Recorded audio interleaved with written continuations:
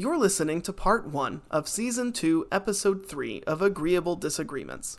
Yes, there will be a Part 2 available shortly after we publish this episode, and yes, it's entirely because we couldn't shut up or get it together and stay on topic. Were we both taking our meds? Maybe, but probably not. Are we sorry that now you have to, nay, get the privilege of listening to twice as much of us in 1 week? Not even a little bit. So enjoy it, all 22 of you listeners, none of whom are my wife or immediate family members. You're welcome.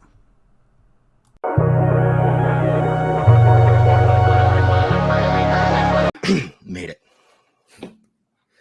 Okay, Andrew, this is objectively the worst joke I have heard all month long. This was told to me by a fellow teacher who is a combat veteran Marine. It's already not funny. Did you hear about the chocolate record player? No. It sounds pretty sweet. Oh, God. I told him I would like that joke better if it was darker. All right, folks. It's been fun. Oh, man. So you would say maybe that you would prefer none of these cold opens? None of these jokes? Oh, no, I actually, I do think that's really funny. No, that's a reference to Nikki Haley's loss.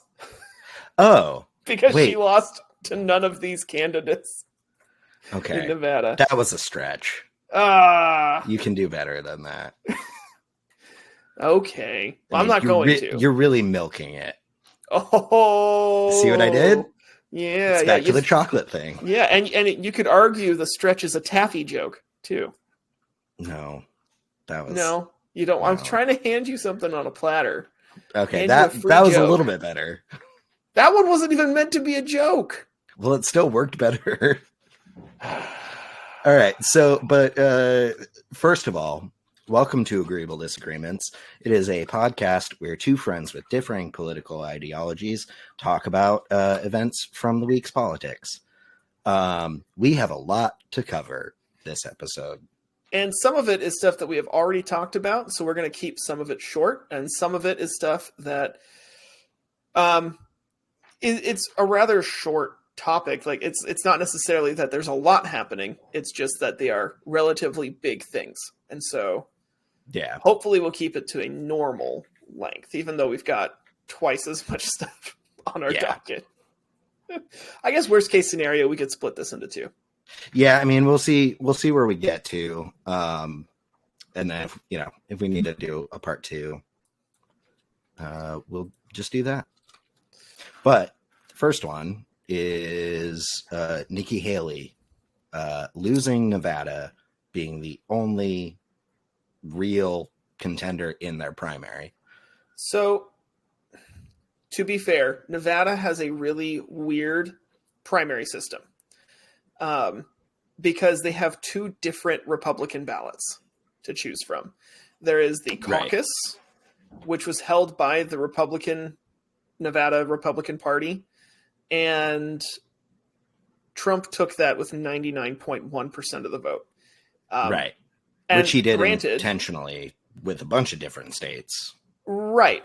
But Nikki Haley did not even appear on that ballot for the caucus. Right. By her choice. By her choice. And on the other ballot, it was Nikki Haley, but it was not Donald Trump. Right. And voters could vote in both or either the caucus and the primary. So if you wanted to vote twice, you could vote twice. Oh, interesting. I didn't know that.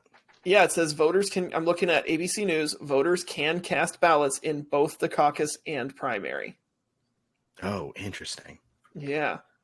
However, the problem is the way it works is that the state requires them to have a primary election, but the Republican Party voted amongst themselves to hold a caucus. And so even though she was the candidate who had the top number of votes in the primary, she doesn't get any delegates from it. Because it's all the delegates are determined by the caucus. And okay. Yeah, so it was more of a, I'm hoping to just get media attention from this because she knew she wasn't going to win that one.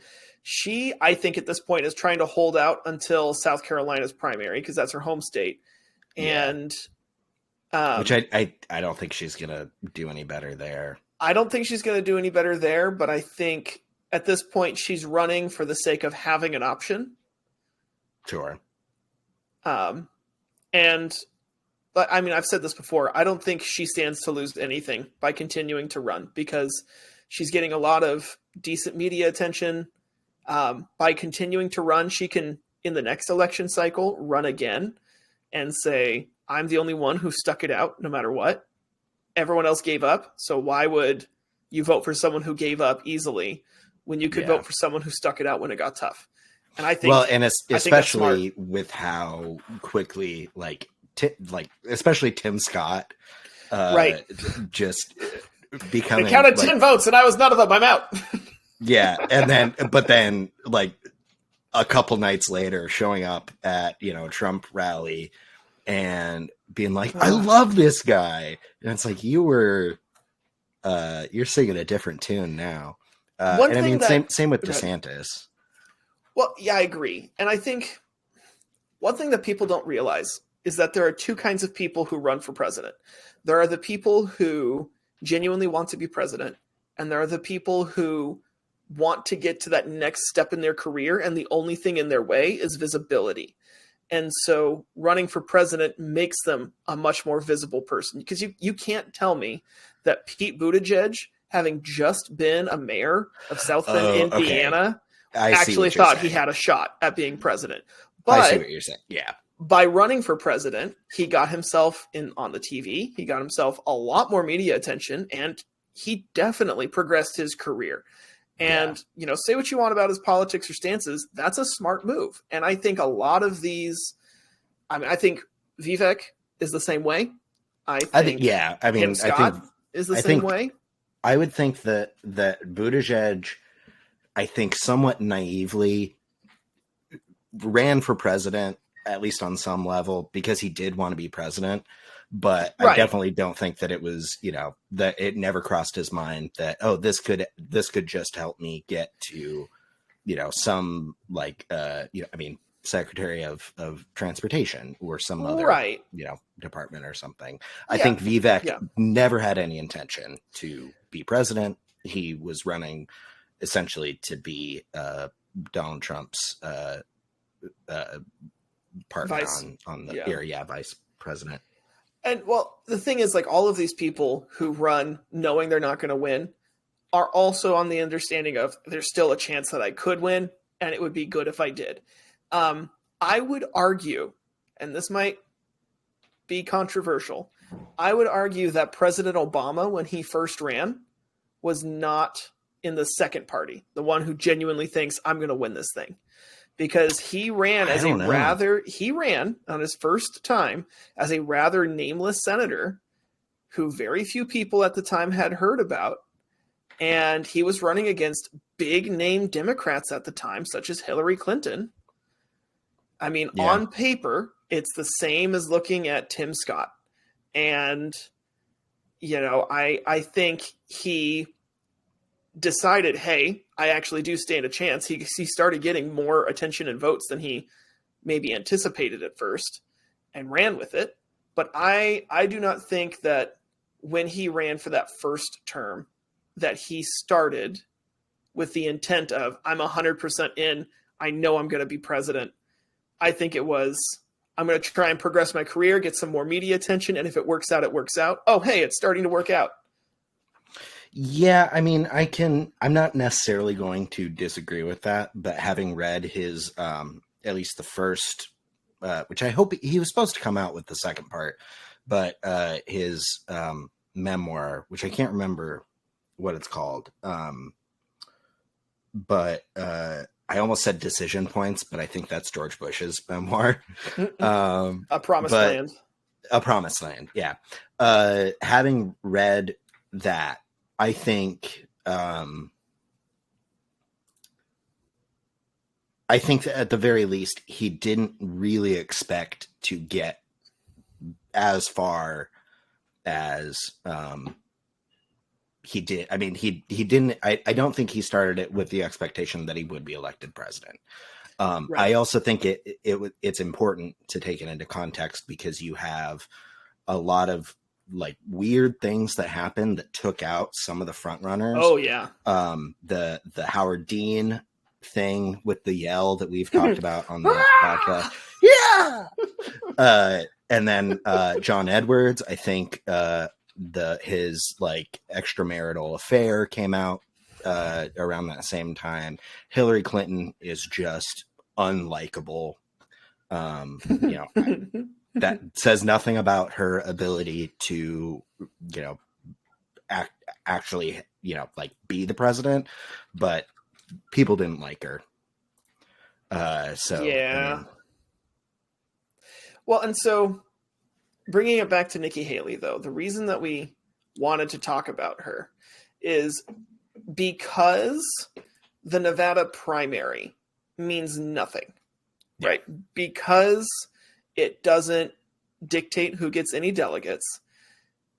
The Republican Party in Nevada has given voters an option to voice their disdain or dislike of the candidates by giving them the option to vote none of these candidates. And that was the winner by far, with more than 68% of the vote. Oh, okay. 68% of Republicans who voted in the Nevada Republican primary voted none of the above. Wow. Not even a write-in. They didn't even write anybody else in. They specifically chose none of these people. Okay, that makes sense. I do think it's very interesting, though, that Trump, since the 2020 campaign season, has been talking about all of these fictitious attempts to rig the election. And then I think it was, among others, but Mark Meadows, his former chief of staff, who after he left the White House, I think he was partially responsible for this setup of like, oh, we're actually going to do a caucus and not a primary, which is just blatantly trying to rig the election. Fun. We live in the best of times, my friend. Yeah. I can't tell if you're just like, this is too we have too much to get through and I don't want to comment on that, or if you like I can't tell where you're at right now. I will be honest, it is a mixture of dissociation. Okay. That's fair. Trying to decide which tabs I need to close. Yeah. No, that's fair. But it's not, let's get going.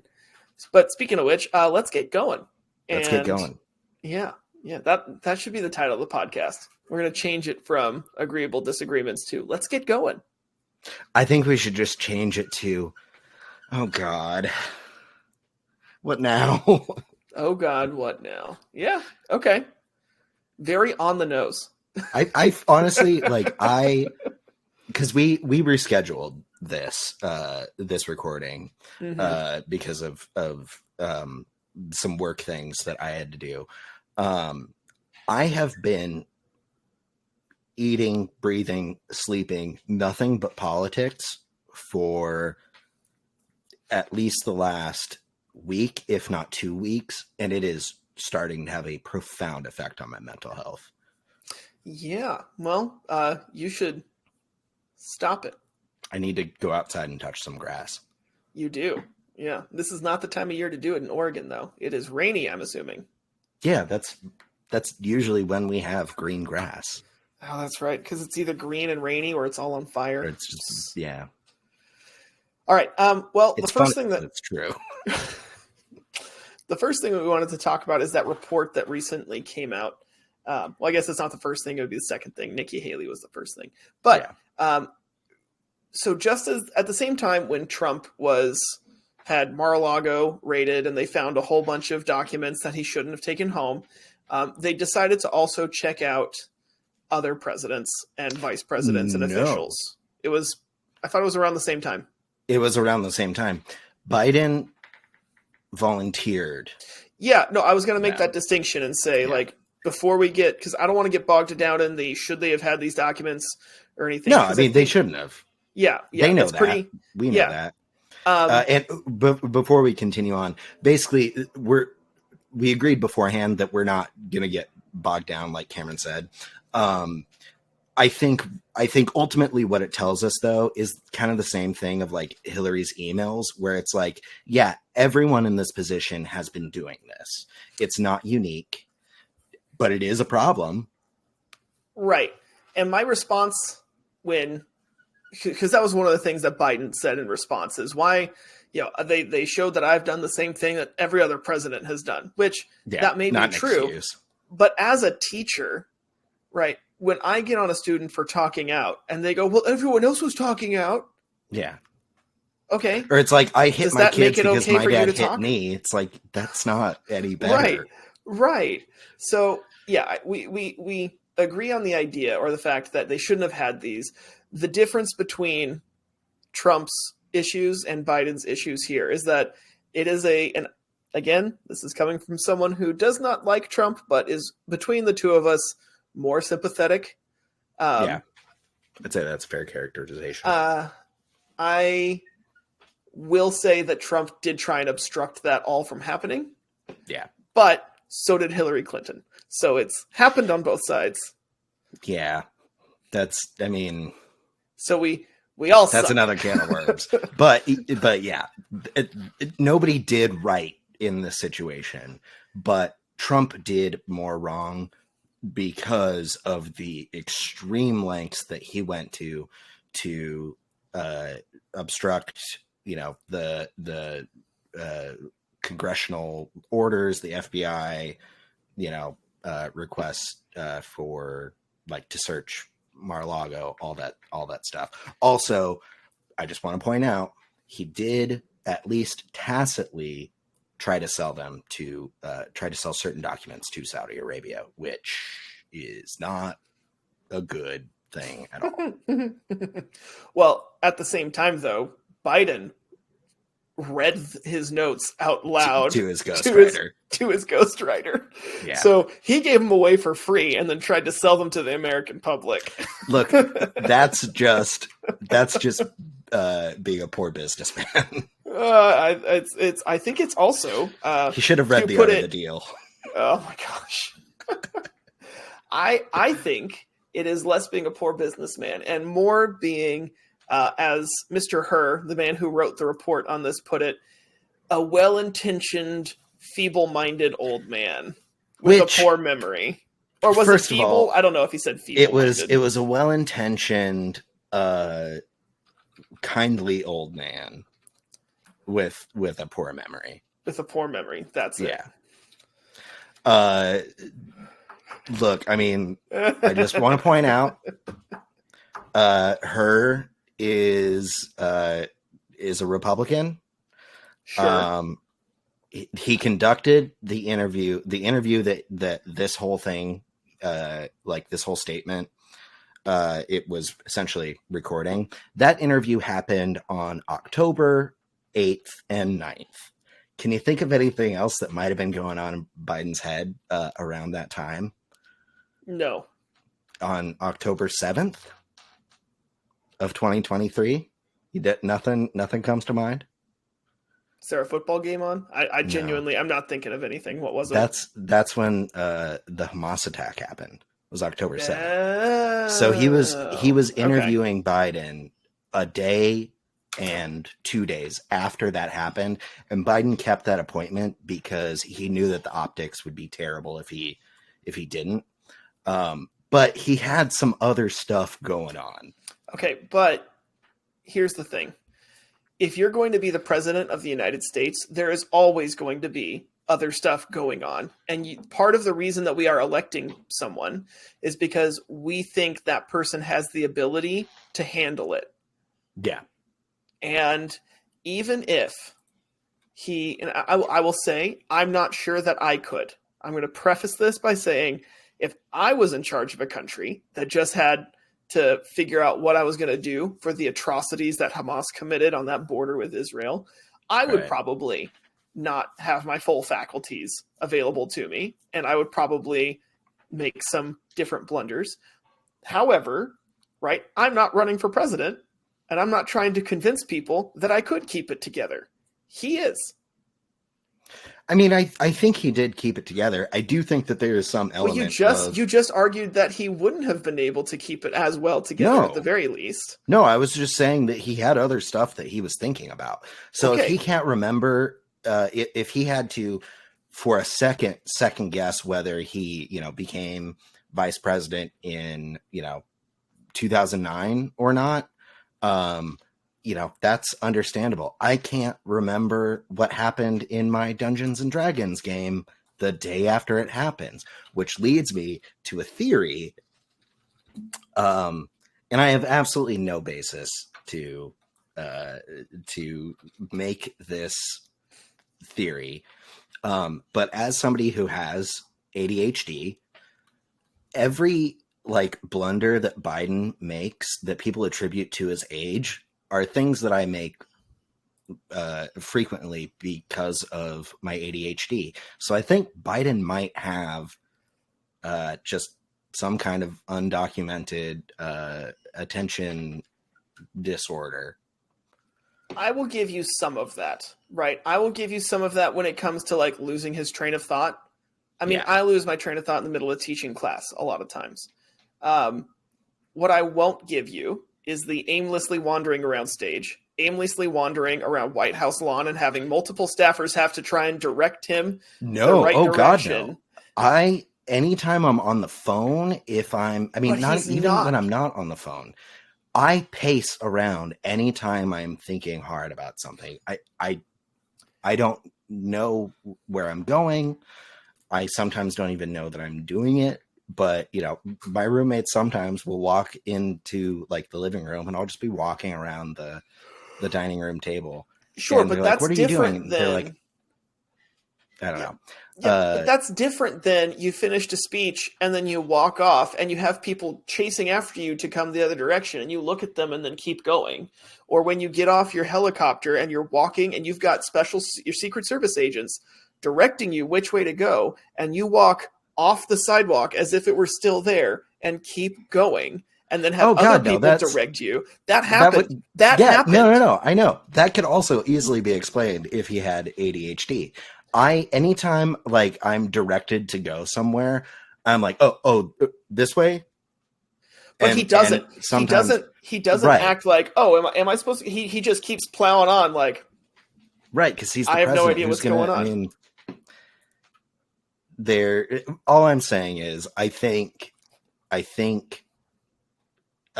wouldn't be surprised.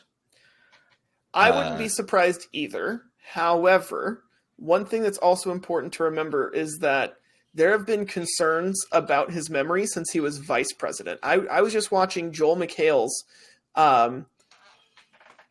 correspondence dinner speech where back in 2016, he was talking about that.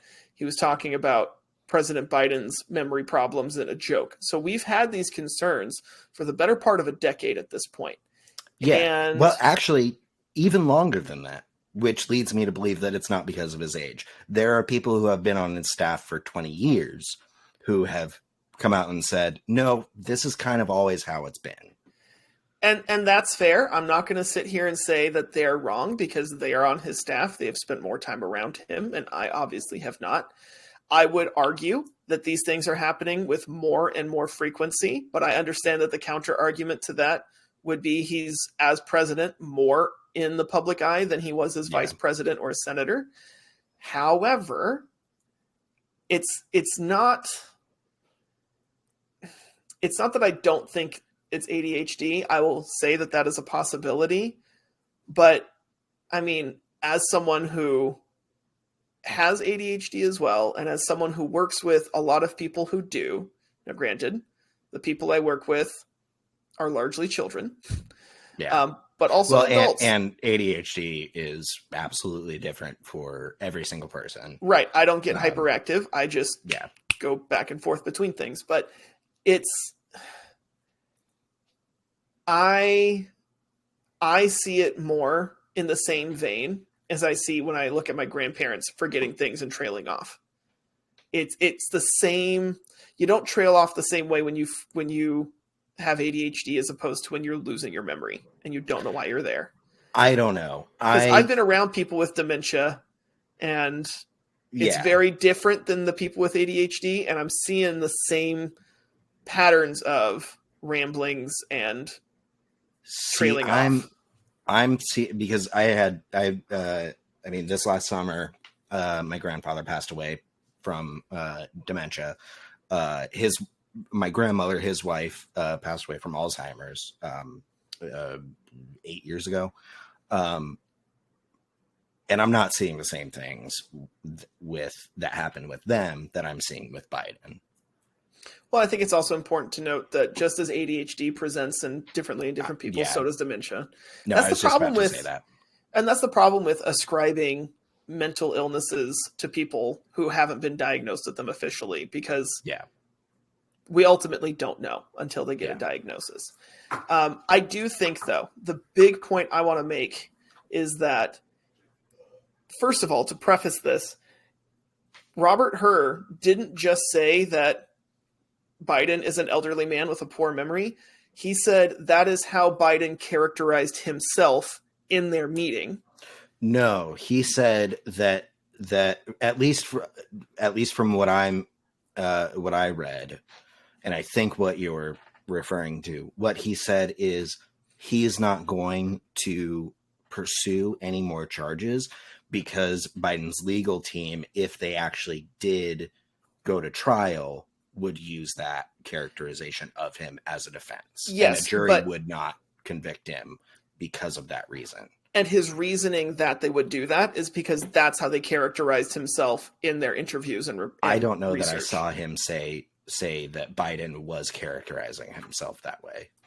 So everything that I saw was her making that decision, or that judgment, based on his interactions with Biden, not because of Biden trying to, because it wouldn't make sense for Biden to play that part up. Okay, I'm looking at it on a few different sources right now. And, the ones that I have pulled up are not the ones that I had pulled up yesterday. I will admit the ones that I saw yesterday, which may have been updated. I think, no, I'll admit that one that I know for sure said that was on Fox. However, and they've never gotten in trouble for lying to their viewers. Yeah, well, so has MSNBC, which is where this current one that I'm looking at has. MSNBC hasn't reached a multi-million-dollar settlement because of a lie and lost their top anchor. My response to this is going to open up an entirely different debate about the power of liberal media as opposed to the power of conservative media in overall society, and I don't want to get into that, so I'm just going to move on. That's fair. Can we move on? Speaking of which, though, and I think this is the thing that I was forgetting when we were in the pre-recording discussion. Can we please talk about Tucker Carlson for a second? Oh, okay. Let's come back. Do you want to move on to a different? Well, no, because move on to the point I was trying to make, because all this was just trying to be context of her is saying that Biden, maybe if he didn't say himself, I'm an old man with a poor memory, he was saying that Biden was showing significantly limited memory during their 2023 interviews. And because of that, he would come out and act like or be characterized as an old man with a poor memory.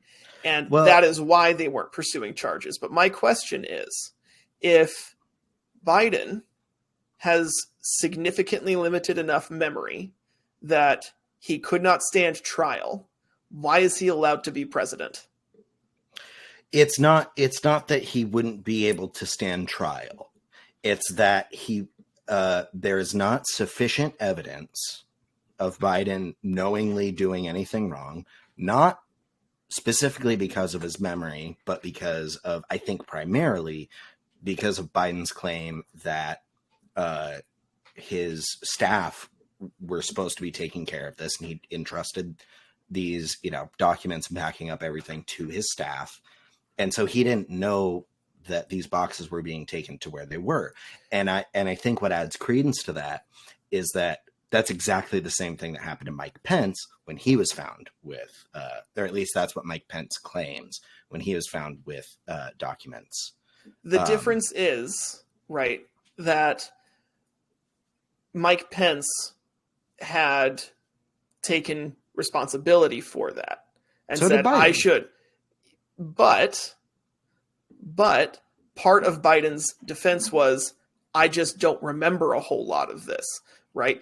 I mean, part of the reason that they're not convicting him is because his memory is missing so much that they can't use his full testimony to convict either way, to convict or clear. No, it's sorry. I have two things to say about that. I did interrupt you. Please continue. My problem is that if his memory, short and long term, based on their interviews and based on the articles I'm reading, they're not saying it's just from things that are years ago. It's from important things that he should have memory of.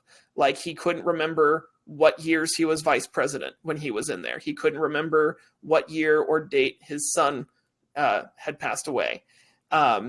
He couldn't remember a lot of very major important things that he should have been able to remember. So if he's missing significantly amounts of details from his own memory, from significantly important things, not just like minutia, okay, right, but major events in his life. And that is enough for us to say we couldn't prove in court beyond a reasonable doubt because his memory is so lacking in so many ways. Why is he allowed to still be president? And why are we not trying to invoke the 25th? All to be fair, some are. Here's what I have to say to that. What we're hearing about his lapse of memories in these interviews are what is hers first name? Robert Herr's perception. We are not hearing the pauses, or I mean, it could very well be, and I think it probably is, that, and again, Biden, like the Hamas thing had happened the day before. He was in the midst of one of the most crucial global crises of his presidency. And he, what I think probably is the case was that because his mind was elsewhere and rightfully should have been, he just maybe wasn't as quick to recall those as Robert Hur would have liked. All we're hearing is Robert Hur's perception, and maybe not the most unbiased judge or in any way medically qualified to make any kind of determination about Biden's memory in terms of his age. Okay, I will concede that, he had a lot going on, but just because he had a lot going on, it's not just that he forgot a couple of minor things. He forgot what years he was vice president. He forgot the whole debate about Afghanistan that he partially campaigned on, right? Yeah. Things that were super important to him. Cameron, I forget what month and year we graduated. And it was 2011, I think, but everyone graduates in June.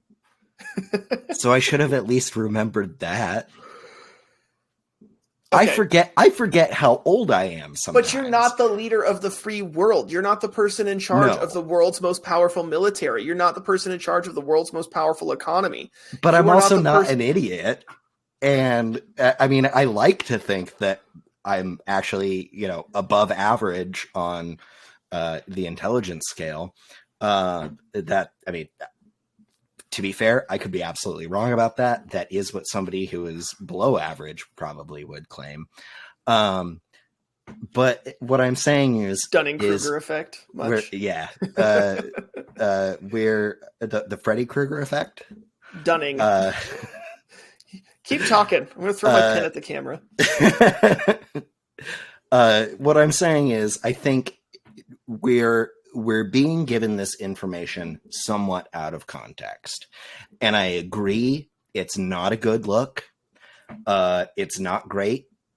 That I do think that Biden's age is in some capacity affecting his ability to, make decisions, what have you. The other thing is that when Trump was going through the same type of investigation, I think he said that some form of the phrase, "I don't know," 500 times. And if you're concerned at all about Biden not remembering things, then Trump doing that, however many fold more times should really concern you. Okay, two things. One, I am very concerned about Trump. I don't vote for him, right? Yeah. Two, the things that Donald Trump was saying I don't know about were minutia for the majority of it, right? It was smaller details. Well, also things that would have incriminated him. That's fair. I will say, I think when if Biden truly did not remember these things, I think it's likely that he probably didn't remember them, and it wasn't a legal strategy. With Trump, it was basically his way of saying, "I plead the fifth," without pleading the fifth. And the problem is, it's one thing to say, "I don't know," to try and get out of something. And it's one thing to say, "I don't know," because you genuinely don't remember. And yeah. Although I do think there was a little bit of that with Biden. Sure. I would be surprised if there wasn't. But yeah. And I would say here that I am less concerned about age so much as mental capability, because I would rather a 90-year-old who is in touch with the American people and mentally still there than a 45-year-old who's losing it, Yeah. But at the same Unfortunately, time, Ruth Bader Ginsburg passed away last year. Yeah. That's the only 90-year-old that I know that even comes close to. Well, and at the same time, one of the other problems I have with all of this is Biden and the White House come out and say, "My mental capacity is just fine. His mental capacity is just fine." But then he mixes up important world leaders in the same week. Not just for people who he either has or hasn't met, but for people who have been dead for decades. Yeah. You're talking about specifically the Mexican, him saying Mexico when he meant Egypt. Because that is the very instance when I was watching his statement live. That is the very instance that I started formulating this ADHD theory, and here's why. Because I can absolutely tell you what that thought process is. Sure. He was being first of all, I don't think he should have gone back to answer that question, because he was on his way out and heard this question and came back and addressed it. I think maybe that might have been a misstep. But he was being asked about the situation in Gaza, and he clearly meant Egypt. Everything else, that was in the sentence that he was saying was, clearly about Gaza, Egypt, the details of what's happening around, the Israel conflict. But he said Mexico instead of Egypt. Here's why. Because one of the other things, just like, in the interview with her, his mind was preoccupied by, something else that happened. One of the other things in the world's most chaotic political or week for politics that at least I can remember, that one of the other things that Biden's having to deal with is the border crisis. And so I think what happened was part of his mind was, and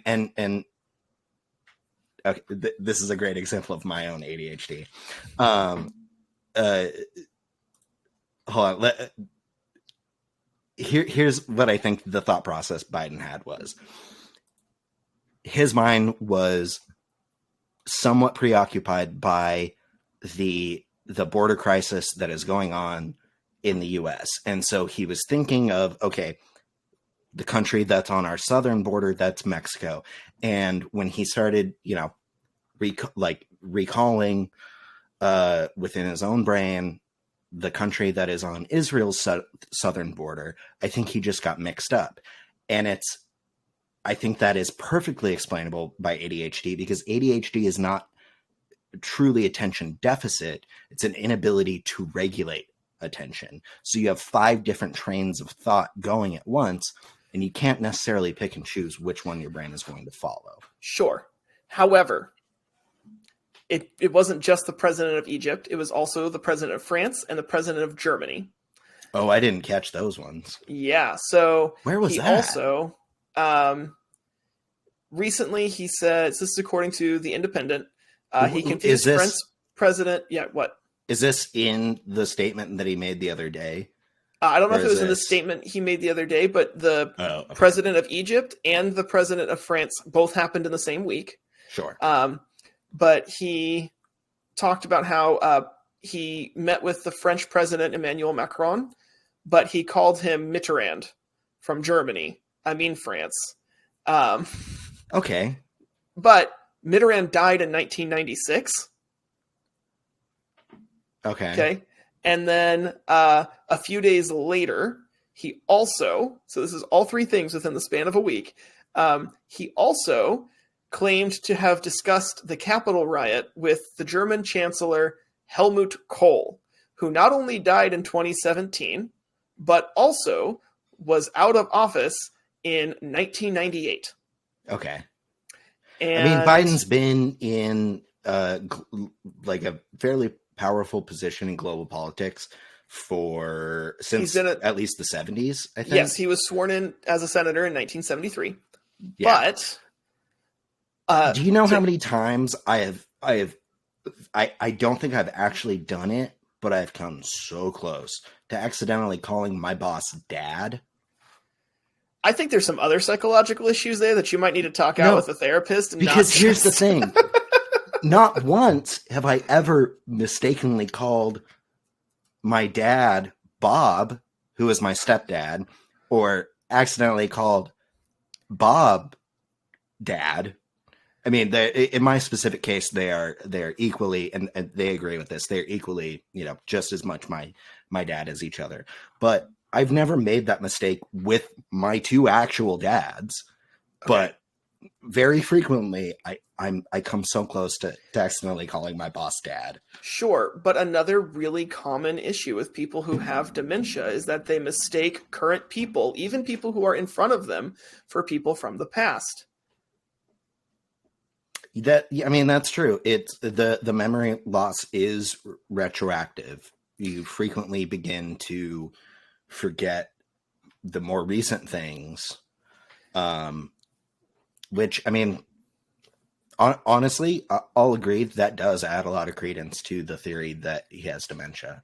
And also in February, I believe it, but that's fair. But also in February, he forgot the name of Hamas during a press conference. Yeah, he called them Tabbouleh. I don't know what he called them. Oh my gosh. Oh my gosh. You salad man. All right. But those 4 things are just from this month. Yeah. Right? And 3 of them happened in the space of a week. And we're recording this on the 10th of February. So in 10 days, he's made 4 huge memory lapses for recent events that have happened in his life. 3 of which he confused them for people who he met decades ago.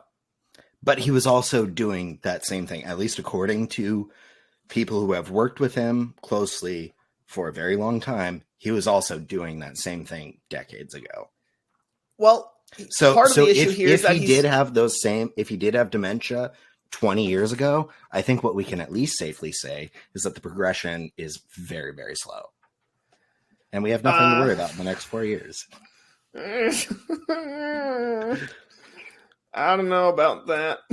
I mean, if you agree that what's happening now is a problem, and you agree that with the people who do know him and work with him have witnessed this happen 20 years ago, then I feel like you kind of have to, if you think that the reason it's happening now is because of dementia, you have to think that back then it was also dementia. Okay. And it's not like it suddenly just sped up. I mean, that's not how that works. However, if you're going to say that Robert Hur's special report has an agenda and bias, you should also say that his staffers are going to release statements with a pro-Biden agenda and bias. I don't think so. What person working for the president of the United States is going to come out and say, yeah, the president's losing it? Oh, sorry. I thought you meant hers staffers. No. I'm saying, like, if you think that Robert Hur and his special report has an agenda and bias to say the president is not capable, then the staffers for President Biden, I guess I could have been more clear on that, but the staffers for President Biden are also going to be releasing the statement with a major agenda and bias. But this isn't necessarily the staffers that are working with him right now. I mean, there are some that are working with him right now that have come out in his defense.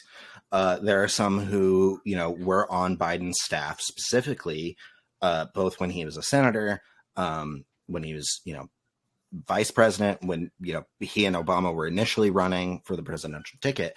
But I think most significantly, what I think adds the most credence is what Obama's staffers, primarily Jon Favreau, Obama's head speechwriter, not the Iron Man director or Doctor in Elf. Yeah. He was the Doctor in Elf. Yeah, he was also the director. I forgot about that. Yeah. Okay, that I did not know. Also, I just found this out recently. Speaking of ADHD. Yeah. Do you remember the Disney Channel original movie Smart House? Oh my gosh, that's like a core memory that just got unlocked. Do you know who the director was? Is it Jon Favreau? No. Oh. Better. LeVar Burton. No. Yes. Jordy? Yeah. Reading Rainbow? Wow. Reading Rainbow. Which explains why it was a great... I mean, I would watch that movie now. It was a great movie. For a Disney Channel Channel original, it was a good one. Anyway, okay, so back to this. Anyway, yeah, it was LeVar Burton. Sorry.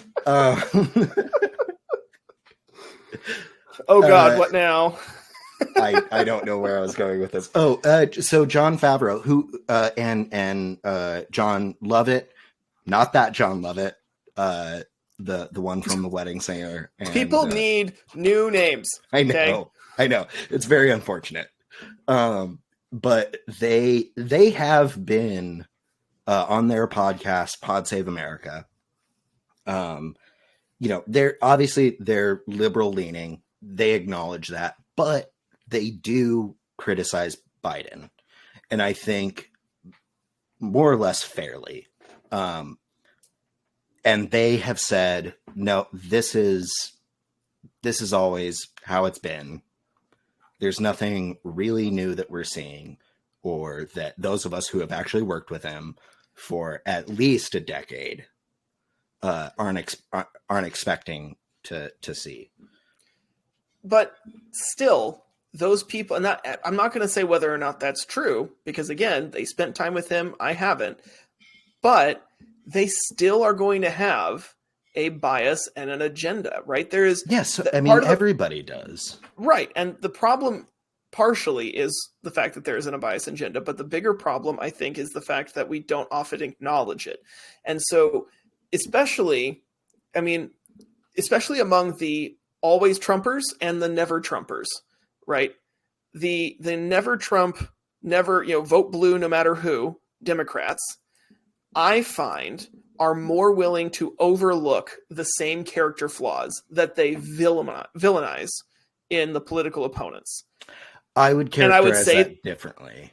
And I would equally say that people on the right do the same thing. They overlook character flaws that they villainize on the left on people that they support.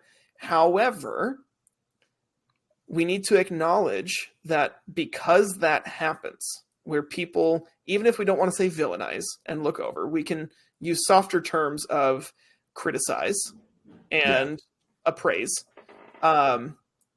These people are, at the end of the day, I'm assuming, never Trumpers. People who are working for Biden, people who are typically on the left in general. I've never met a Democrat who was like, yeah, Trump wasn't that bad. It's always, every single Democrat I've met is, Trump's terrible. Whereas I've met a number of Republicans who are like, yeah, like my family included, a lot of them who are like, not everybody in my family, but some members of my family who are like, yeah, I mean, I didn't like a lot of Obama's presidencies, but he wasn't that bad. Right. I've never met someone who says that about Trump on the left. And we need to remember that if these people are saying Biden has been like this for decades, that very well could be. It very well could be. And statistically speaking, I would venture to say is likely. But if we're going to say that some people have an agenda to criticize his memory, we also need to say that some other people have an agenda to prop him up and say that he doesn't have a memory because they know what the alternative is. That's true.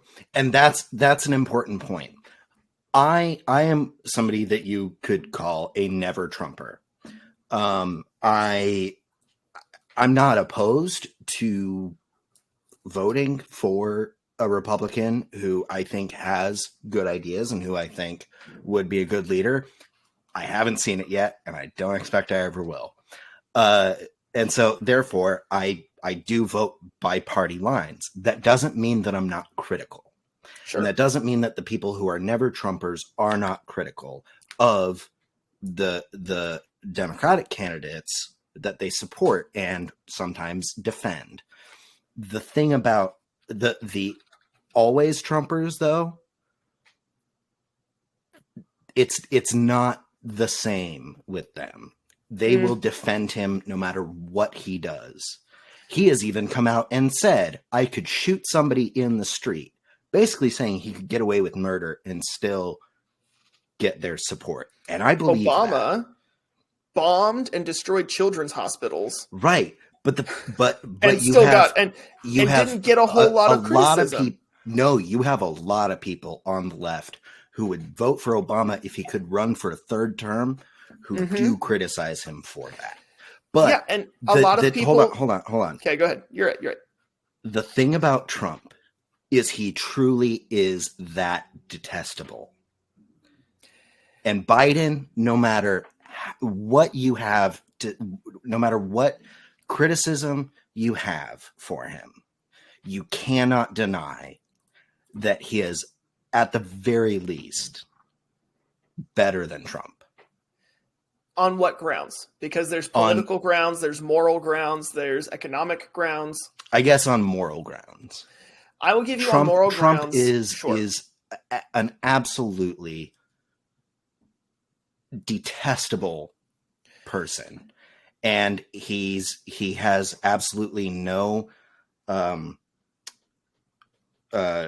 care or desire to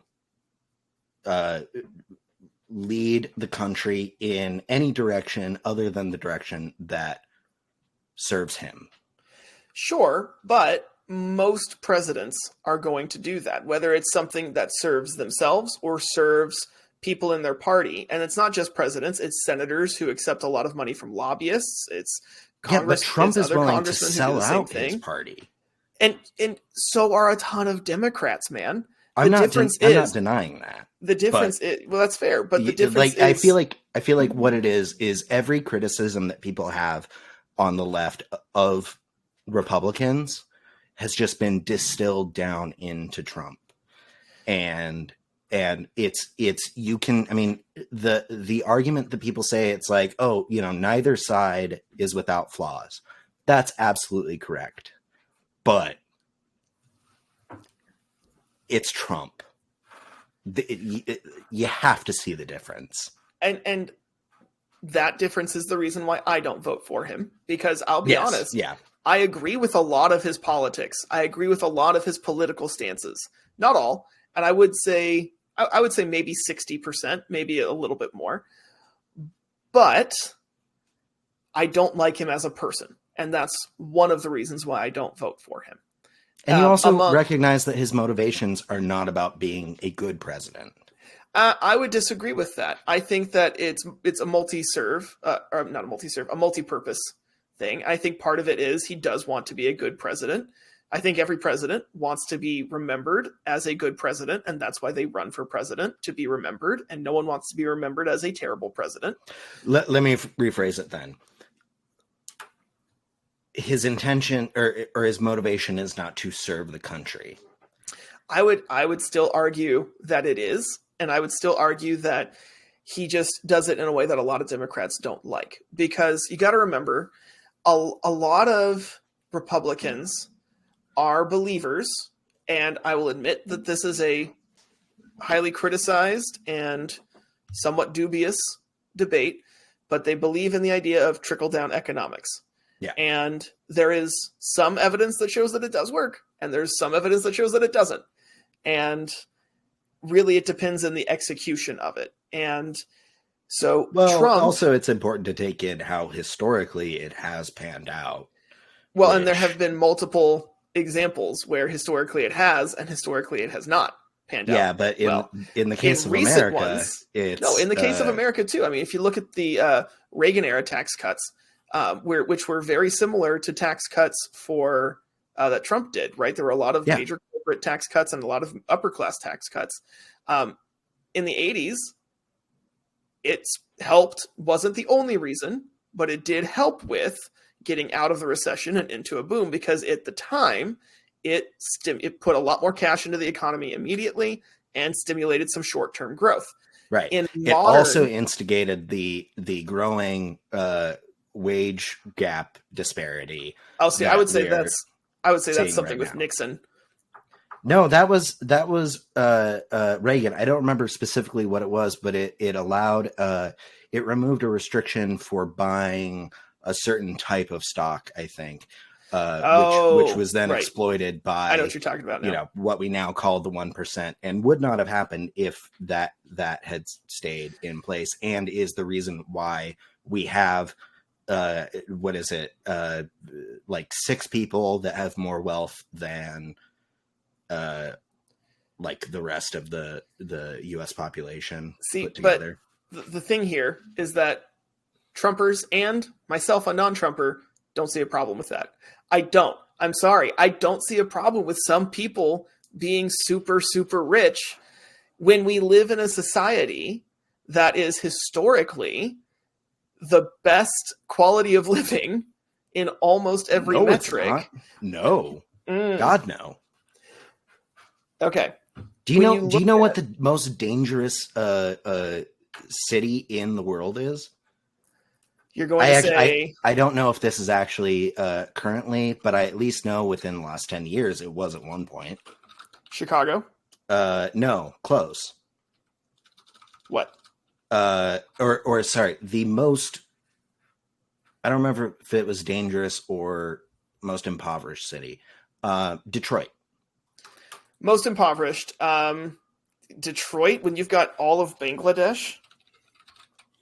Okay, most impoverished city in the world, according to a quick search in 2015, according to the Guardian, it was Niamey in Niger, tied with Bamako in Mali, and a city I'm not even going to try and pronounce because I'm going to butcher it, in Madagascar. 29 cities with the worst quality of life. Number 1 is Baghdad, Iraq. That's from 2016. List of cities by homicide rate. The first 7 are in Mexico. Number 8 is New Orleans. And then 9 and 10 are also in Mexico. In fact, in the top 25, the United States only has Memphis, Detroit, Baltimore, and New Orleans, which I should point out, all of which are very blue. That's true. We can talk about that another time, though. We can talk about that later. I do want to say the specific thing that I'm referring to, I don't actually remember what the metric was, and I don't remember when it happened. So I'm going to actually just rescind that statement, but we are the most advanced nation in the world. That's for sure. We also have, I think, the highest infant mortality rate of any, like, of the next of any first world country. We are the only country of, like, the world's 30 wealthiest countries that doesn't have affordable healthcare. We have a homicide rate that is incredibly high for a country that doesn't have just, you know, like, blatant like, just like wars going on. I mean, we are so far behind. My point is, we're so far behind for being, you know, the world's best country. It just depends in on almost what every your metric. It depends on what your metrics are. What metric do you want to use? Well, if you're looking at economic possibilities, it is there is no country on the world that is easier to start your own business than in the United States. Okay. And there is no country in the world does that mean that you were able to actually, like, grow that business? Yeah. Because with these with trickle down economics, that, or I guess more specifically Reaganomics, it's become increasingly harder to work your way up and pull yourself up by the bootstraps. And the people that are making all of that money, all of these billionaires, they didn't pull themselves up by their bootstraps. They're not self-made men. That's a narrative that they push because it's convenient, makes them feel good about themselves. Really, what they did is they got a lot of help from a lot of people in positions of power in various ways, and they exploited the people around them in order to gain what they could, and gave relatively nothing back. And I mean, that's, to their credit, that is the American dream. I mean, I'm not going to argue that that's not capitalism. That's why I think capitalism is bullshit. I have so many thoughts, but I want to get to the other stuff that we said that we wanted to talk about more.